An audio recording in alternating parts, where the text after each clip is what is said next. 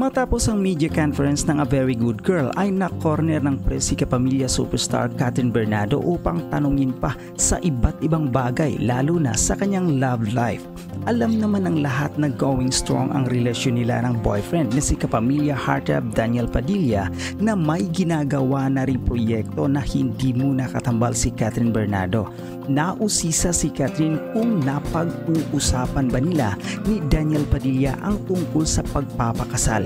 Lumutang kasi ito sa kasal ng direktor na si Derek Cathy Garcia Sampana kung saan natanong si Daniel kung kailan naman niya ihaharap sa altar ang girlfriend na si Catherine Bernardo.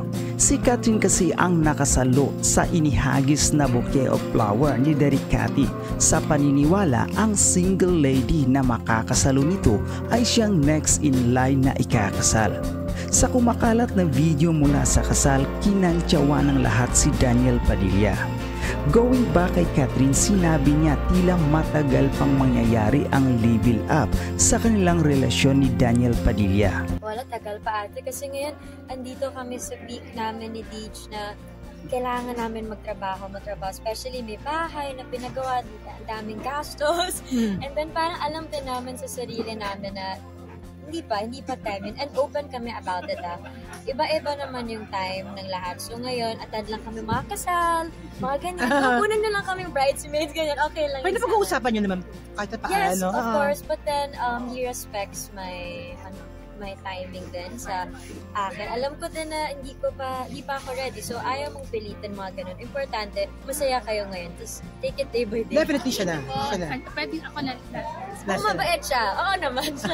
Biro pa ni Catherine, kunin na lang muna siyang bridesmaid pero ang pagiging bride mismo ay wala pa sa plano nila ni Daniel Padilla.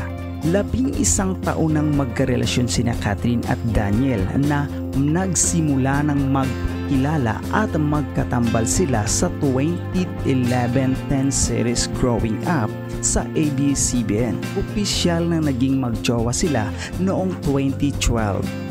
Nagpaunlak ng karagdagang panayam si Catherine Bernardo sa ilang miyembro ng Prisma tapos ang Grand Media Conference ng pelikulang A Very Good Girl na pinagbibidahan nila ni Golden Globes Award nominee Dali De Leon. Isa sa mga naulirat sa kanya ay ang nag-viral umano'y naispatan siyang may hawak na VIP sa isang commercial building kung saan umano sila nagtitaping. Hindi inamin o ikinakaila ni Catherine kung talaga bang gumagamit siya nito o parte lamang ng role niya sa pelikula, pero nalungkot siya sa mga nangyayari dahil feeling niya na wala na ang privacy niya bilang isang normal na tao.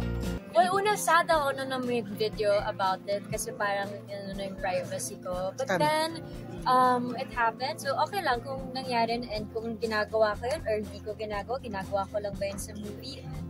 Hindi naman i-define yung pagkatao. It won't make me less of a person. So, I guess yun, depende na lang yun sa mga tao. But yeah, abangan nyo na lang din yung movie and sana it won't happen again. Kasi kailangan din namin sometimes yung privacy and personal space namin. Yeah. Thank you so much. Maraming salamat.